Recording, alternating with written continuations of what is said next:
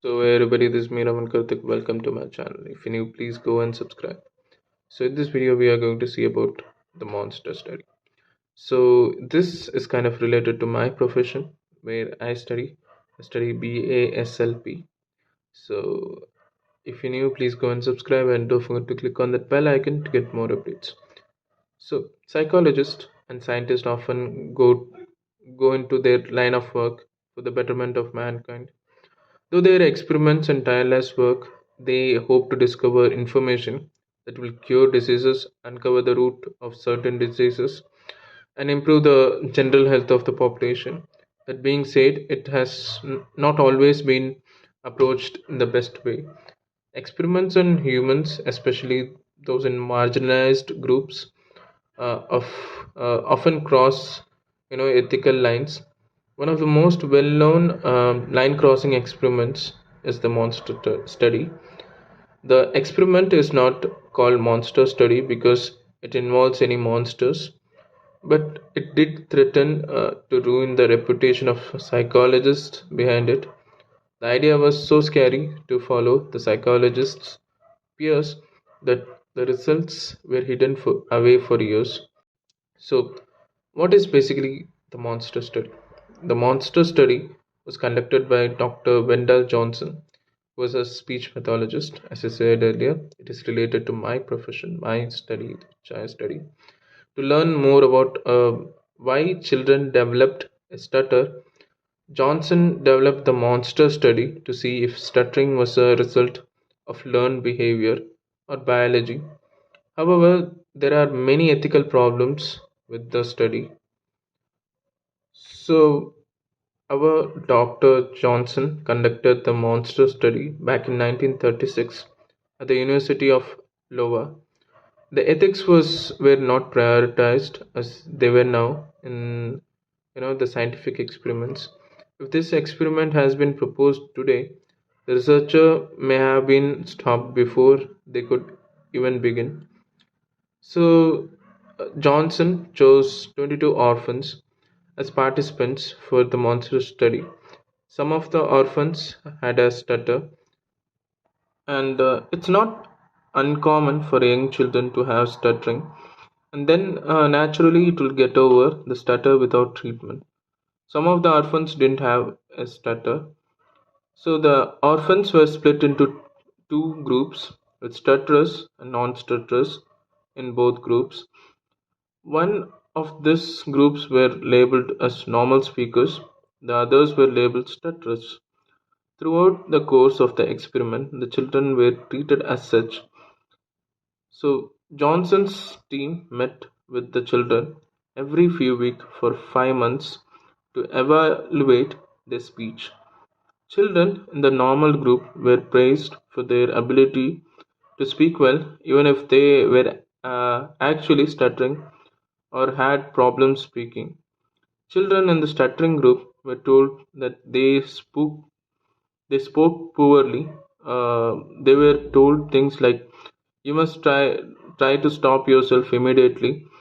Don't ever speak unless you can do it right." So the results that came out of Monster study was the children who were labeled normal weren't affected much by the researchers' praise. They saw improvement in only one child. The children in the stuttering group fared a lot worse. Remember, not all of these children actually had a stutter. They were just told that they had a stutter. Of the six children that were falsely, chosen for their speech, five developed speech problems. Reports show that these children became withdrawn and some stopped speaking altogether. These children were as young as 5 years old. The study was created with good intentions. Johnson and his colleagues at the University of Iowa themselves and building adult subjects in the name of finding a cure for stuttering. But other colleagues worried that the use of orphans was crossing lines. Johnson wasn't the only person conducting studies on marginalized groups.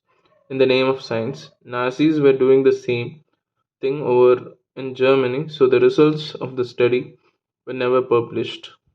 And the impact of monster study. Even in 1930s, the monster study was crossing the lines, using orphans as the test subjects. In one thing, using minors in a study without their consent is another.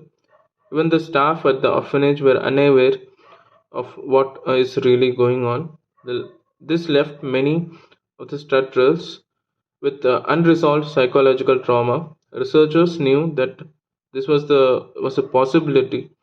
One member of Johnson's team wrote, "I believe that in time they will recover, but we certainly made a definite impression on them."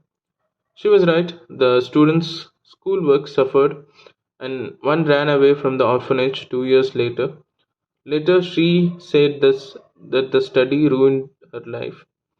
Subjects didn't know that they were a part of a study until 60 years after it happened.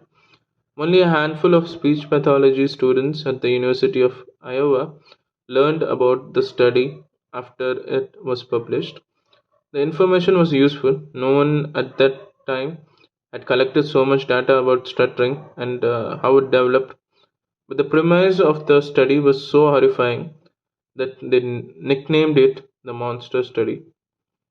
So until 2001, this monster study was not that famous, and there was series of articles being spread in the newspaper, and they got comments from the speech pathologist also. Some argued that they crossed the boundaries. Others argued that it was just a result of its time. Some told that the importance of data is really important, while others said it didn't had any real conclusion. At that point, Wendell Johnson had been dead for over 30 years. The University of Iowa issued a formal apology for the study, as all of this made famous news, as this became the headlines at one time.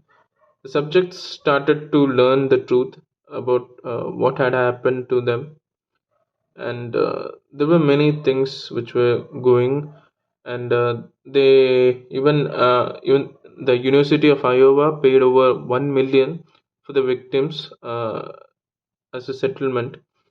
So this monster study is something which is related to speech and which had a big impact on it.